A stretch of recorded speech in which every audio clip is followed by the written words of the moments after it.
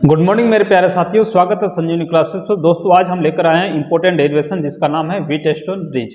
अक्सर बोर्ड के एग्जाम में पूछे जाते हैं व्हीटस्टोन ब्रिज, और इस साल भी चांस है व्हीटस्टोन ब्रिज को आने का। तो आप मेरे साथ बने रहिए 10 मिनट, हम आपको व्हीटस्टोन ब्रिज का हर एक कंसेप्ट को समझा देते हैं। अगर आपने करंट इलेक्ट्रिसिटी को अच्छा से नहीं पढ़ा होगा तभी आपको व्हीटस्टोन ब्रिज समझ में आएगा। व्हीटस्टोन का मतलब होता है, ऐसे तो नाम से अलग है, व्हीट मतलब गेहूँ, स्टोन मतलब पत्थर, ब्रिज, व्हीटस्टोन ब्रिज या व्हीटस्टोन सर्किट बोलिए। गेहूं पत्थर का पुल है, लेकिन ऐसा नहीं है, गेहूं पत्थर का पुल नहीं है, यहाँ पे व्हीटस्टोन ब्रिज है। व्हीटस्टोन ब्रिज एक ऐसा सर्किट है जिसमें टोटल कितने रेसिस्टर होते हैं? 5। टोटल रेसिस्टेंस को 5 होते हैं, और इसको ऐसे अरेंजमेंट करते हैं कि जिसमें से एक रेसिस्टर से करंट पास नहीं करता। चलिए देखते हैं कैसे होता है व्हीटस्टोन ब्रिज। देखिए व्हीटस्टोन ब्रिज, सबसे पहले हम व्हीटस्टोन ब्रिज बनाते हैं।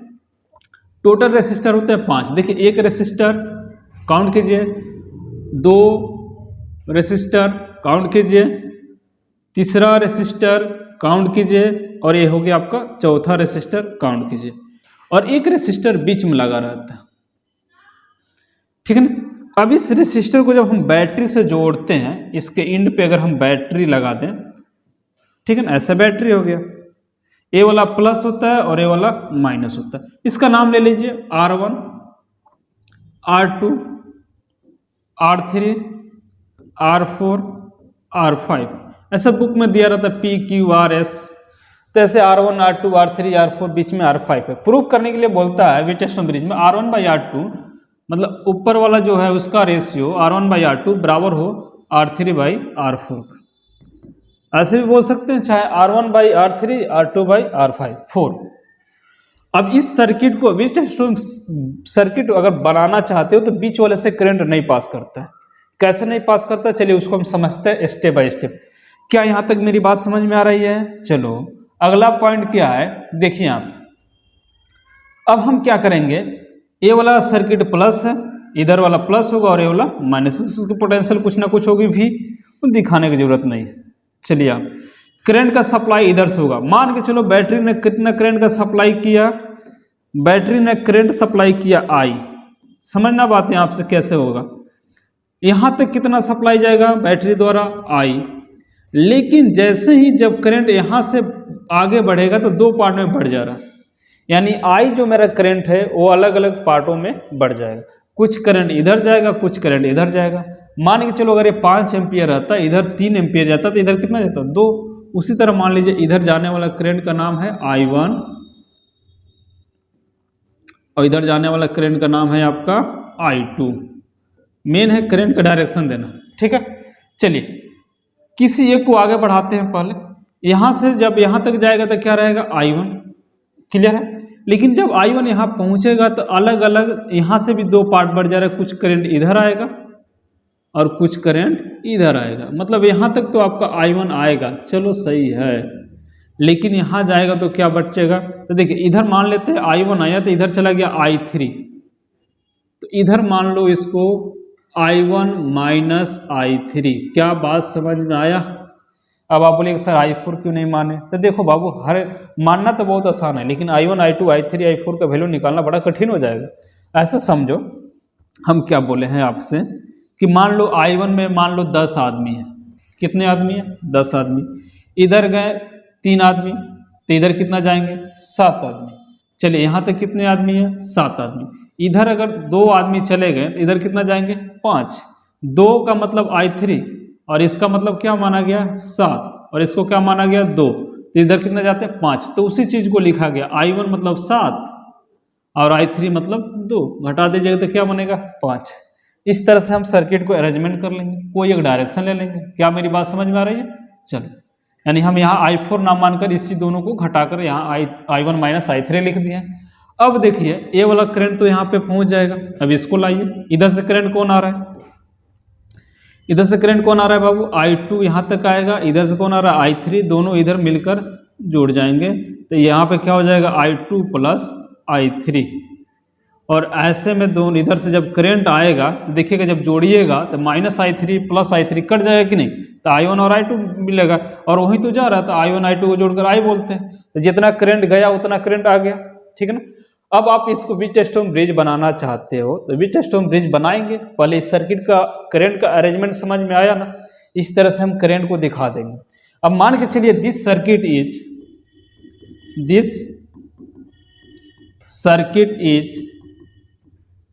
Wheatstone circuit. चलिए यहाँ पे अब इस सर्किट को मान के चला गया व्हीटस्टोन सर्किट है। अब इसमें चलिए लिखना चालू करते हैं। देखिए यहाँ पे जो सर्किट आपको दिखाई दे रहा होगा, तो एक यहाँ पे दो सर्किट है, दो क्लोज लूप बना रहा होगा, एक क्लोज ए वाला हो गया और एक क्लोज ए वाला हो गया। मतलब इसको सॉल्व करने के लिए आपको किरचॉफ का सेकंड लॉ लगाना पड़ेगा।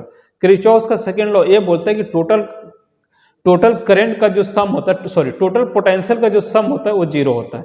किरचॉफ के सेकंड लॉ में हम लोग पोटेंशियल को देखते हैं, टोटल पोटेंशियल का सम क्या होता है 0, और पोटेंशियल बराबर आपने फॉर्मूला पढ़ा होगा V इक्वल टू क्या होता है IR। देखिए पोटेंशियल बाबू ये स्केलर क्वांटिटी है, तो पोटेंशियल प्लस भी देगा माइनस भी देगा। देखो कब प्लस होता है कब माइनस। अगर आप इस चीज को समझ गए तो मेरा दावा है कि आप 100% समझ जाओगे, क्योंकि इससे आसान आपको नहीं मिलेगा। मेरा 100% गारंटी है कि आप इससे आसान नहीं मिल पाएगा जो हम आपको ट्रिक बता रहे हैं। यहाँ पे समझिए, आप मान लेते हैं करंट ऐसे जा रहा है, इसमें करंट I है और इसका रेजिस्टर R है। कब प्लस है कब माइनस मानना है। अगर इस सर्किट में तुम करंट के तरफ से जाते हो तो V बराबर प्लस IR लिखना।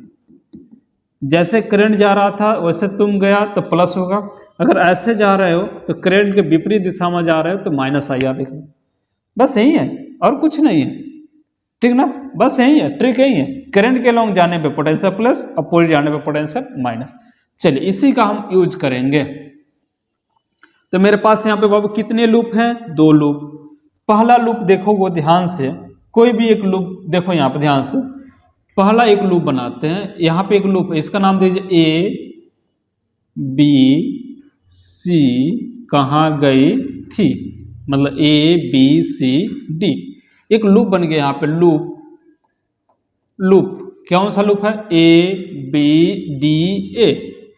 लूप लेते हैं A B D A, इस लूप की बात करते हैं A B D A। A B D A loop में देखते हैं टोटल पोटेंशियल का सम क्या होता है 0। कौन से किस में, अकॉर्डिंग टू KCL। कौन बनेगा करोड़पति, नहीं, according to Kirchhoff law. Kirchhoff law में टोटल पोटेंशियल का सम क्या होता है 0। चलिए ये तो करंट ऐसे जा रहा है, देखिए A B D A, नजर गड़ा के रखना है, नहीं तो नजर हटी दुर्घटना घटी। A B D A। चलिए इसमें हम करंट का डायरेक्शन तो कुछ ऐसा जा रहा है, फिर इधर से आ रहा है। हम इसमें अपना दौड़ने का डायरेक्शन लेते हैं। मान लीजिए आप क्लॉक वाइज ले लो चाहे एंटी क्लॉक वाइज ले लो, उससे कोई फर्क नहीं पड़ेगा बउआ, मेरे बउआ, उससे कुछ फर्क पड़ने वाले नहीं है। मान ले ऐसे ले लिया तुम इस लूप में कैसे दौड़ रहे हैं, ऐसे। ये मेरे दौड़ने का डायरेक्शन है, मेरे मतलब आप लोग भी दौड़ रहे हैं मेरे साथ साथ। तो ये आपके दौड़ने का डायरेक्शन ऐसे कैसे ऐसे, और करंट जा रहा है ऐसे ऐसे और फिर आया ऐसे। चल अब बात करते हैं, लिखना चालू कीजिए पोटेंशियल। एक किरचॉफ का सेकंड लॉ में पोटेंशियल को कंसीडर करते हैं। यहाँ से यहाँ जब लिखेंगे तो करंट कैसे जा रहा था, ऐसे, ए से बी जा रहा है कि नहीं, और हम भी तो ऐसे ही जा रहे हैं, मतलब मेरा डायरेक्शन और करंट का डायरेक्शन मैच कर रहा है, सेम है, तो पोटेंशियल पॉजिटिव होगा। चलिए हम लिखना चालू करते हैं। यहाँ से यहाँ तक क्या लिखिएगा, V बराबर IR होता है ना, तो यहाँ पे I1 R1 हो जाएगा। चलिए प्लस होगा, टोटल पोटेंशियल का सम 0 होता है, V इक्वल टू IR होता है, तो I की जगह पे I1 है और R की जगह पे R1 है।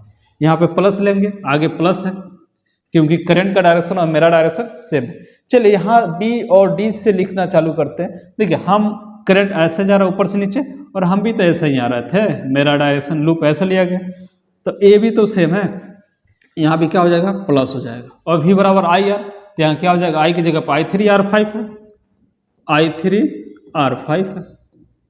चलिए क्लियर है। चलो अगला यहाँ से देखिए D से A, हम तो ऐसे जा रहे थे, बेचारा कौन बेचारा पता नहीं, हम तो ऐसे जा रहे थे, ठीक है ना, लेकिन करंट का डायरेक्शन कैसे, ऐसे है, यानी मेरे जाने का डायरेक्शन और करंट के आने का डायरेक्शन उल्टा, तो यहाँ साइन हो जाएगा माइनस, और इसके लिए क्या लिखेंगे I2R3 minus V equal to IR होता है ना, तो वहाँ पे आए I2R3। टोटल पोटेंशियल का सम क्या होता है 0। यहाँ से आपको पहला इक्वेशन मिल गया। बस यही काम अब सेकेंड लूप में बनाएंगे। यही काम आप सेकेंड लूप में लिखिए, लूप, ठीक है ना, B C D B, B C D B, loop B D C में है, मतलब बी सी डी भी है, टोटल पोटेंशियल का सम 0, किसके अकॉर्डिंग, देखो कौन बनेगा, KCL, Kirchhoff's law, Kirchhoff's law total potential का सम 0 होता है। चलिए आप भी एक डायरेक्शन ले लीजिए जैसे उसमें लिए हैं, चलिए इसमें भी ऐसे ही ले लेते हैं क्लॉकवाइज, जरूरी नहीं है कि आप इसमें क्लॉक लिए हो तो इसमें भी क्लॉक ले लो, आप एंटी क्लॉकवाइज ले लो, तुम्हारी मर्जी, ठीक है, क्योंकि पोटेंशियल स्केलर होता है, उससे कोई दिक्कत नहीं है, हम जैसे मन करेंगे ऐसे ले लेंगे, हम फ्रीडम है, आज़ाद है, अब उतना आज़ाद नहीं है कि आप कुछ भी बना लीजिए। चलिए यहाँ पे देखिए, यहाँ पे अब यहाँ से यहाँ पोटेंशियल लिखना चालू करें, चलो लिखते हैं पोटेंशियल को। पोटेंशियल क्या बोलता है, करंट के डायरेक्शन में दौड़ोगे तो पोटेंशियल प्लस होगा, अपोजिट डायरेक्शन में दौड़ोगे तो पोटेंशियल माइनस होगा। हम दौड़ रहे थे ऐसे, करंट भी आ गया ऐसे, बी से सी, देखो हमारे जाने का डायरेक्शन ऐसे, करंट के भी डायरेक्शन आने का ऐसे, तो टोटल पोटेंशियल का सम 0, सॉरी करंट और पोटेंशियल का डायरेक्शन सेम है, मतलब मेरे जाने का डायरेक्शन और करंट का डायरेक्शन सेम है, तो प्लस होगा। V बराबर क्या होता है, आई आर, आई तो इतना है ना, आई आर, V बराबर होता है आई आर, आई 1 माइनस आई 3 और इंटू R2, क्लियर है। चलिए यहाँ पे देखिए, हम जो है ऐसे जा रहे हैं ना, तो हम यहाँ से यहाँ तो गए तो करंट का डायरेक्शन मैच किया, लेकिन जब जी सी से डी गए तो करंट उल्टा आ रहा था, उल्टा आने का कारण क्या था, माइनस लगा लो, आई आर, इतना आई और आर, मतलब I2 plus I3, I2 plus I3 R4, ठीक है। उसी तरह यहाँ पे देखो, हम तो ऐसे जा रहे हैं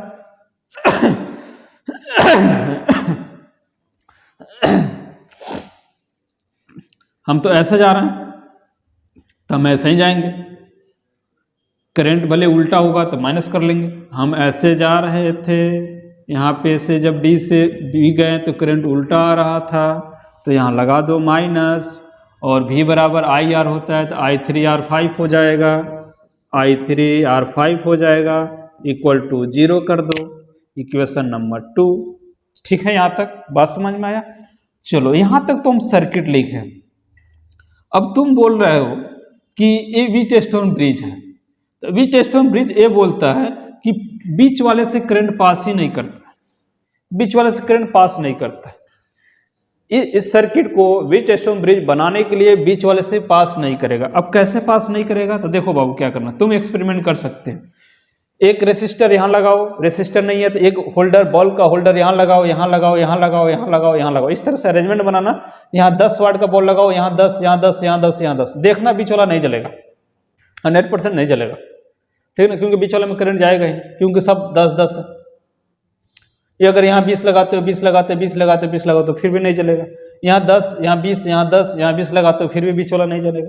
अगर इन दोनों का रेशियो और इन दोनों का रेशियो सेम आ रहा है तो बीच वाले में करंट नहीं जलेगा, बीच वाला बल्ब नहीं जलेगा। ऐसे भी नहीं समझ में आ रहा तो ऐसे समझो, ये बैटरी जो है, बैटरी नहीं है, पानी का एक टंकी है और यहाँ से पानी का सप्लाई हो रहा है। तो जब पानी का सप्लाई होगा तो सब पाइप है, तब कुछ पानी इधर जाएगा, कुछ पानी इधर जाएगा।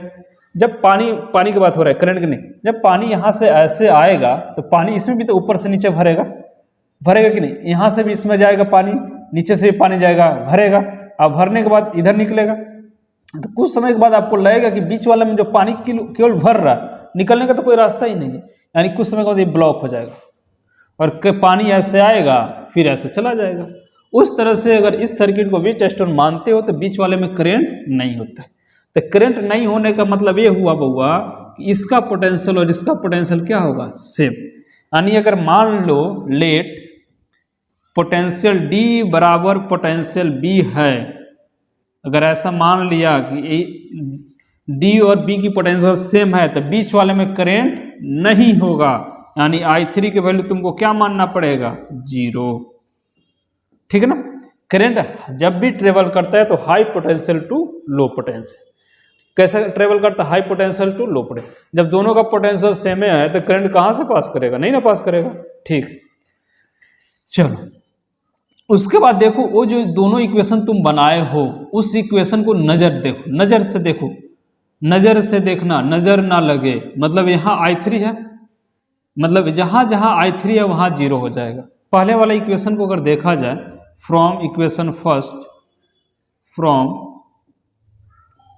इक्वेशन पहला, इसमें देखो यहाँ पे 0 होगा, जैसे ही I3 0 होगा तो सब 0 हो जाएगा। R5 मल्टीप्लाई करोगे 0, तो यहाँ से क्या मिलेगा, I1 R1, ये तो 0 हो गया, minus I2 R3 equal to 0। ठीक है, अच्छा माइनस है तो इधर भेजोगे तो क्या होगा, प्लस, यानी I1 R1 equal to I2 R3 equal to क्या हो जाएगा, 0। समझ में आई। अब I वाले टर्म को एक तरफ कर दो, मतलब I वालों को इधर भेज दो, यानी I1 बटा I2 हम कर दे रहे हैं, इसको इधर भेज दिया, तो उसी तरह R वालों को एक तरफ भेज दो।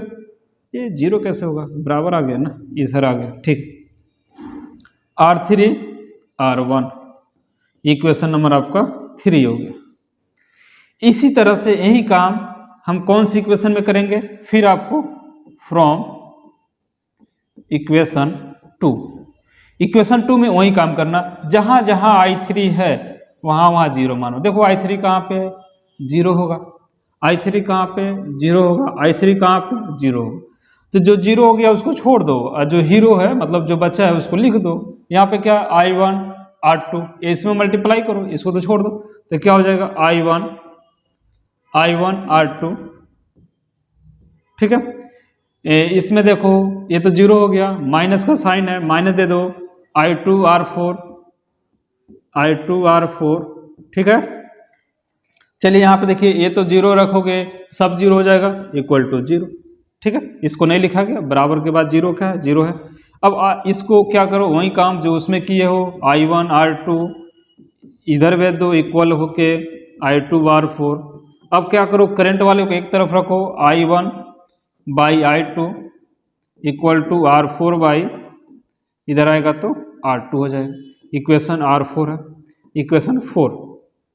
ठीक है, यहाँ तक समझ में आया। अब दोनों इक्वेशन को ध्यान से देखो, I3 और R4 को ध्यान से देखो, मतलब फ्रॉम इक्वेशन 3 एंड 4, 3 और 4 इक्वेशन को देखोगे तो उसका LHS बराबर है तो RHS भी बराबर होगा। तो RHS बराबर करने के लिए क्या करो, मतलब R3 बाई R1 इक्वल होगा R4 बाई R2, और तुमको प्रूव क्या करना था, R1 by R2 equal to R3 by R4। तो कोई दिक्कत नहीं है, इसमें कुछ थोड़ा सा एक्सचेंज कर दीजिए, बाकी सही है। इन दोनों को आपस में इंटरचेंज कर दीजिए, यानी इधर जाने का इधर आने का कर सकते हैं, ऐसा मैथ में आपने पढ़ा होगा।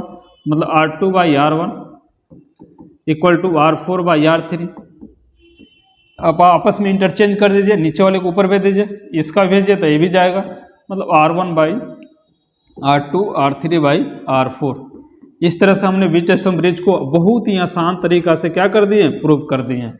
ये इसको आप 100% करके जाना, बोर्ड एग्जाम में इस साल चांस है बाबू आने का, क्योंकि 2-3 साल से पूछा नहीं है। ध्यान रखना, वीटस्टोन ब्रिज।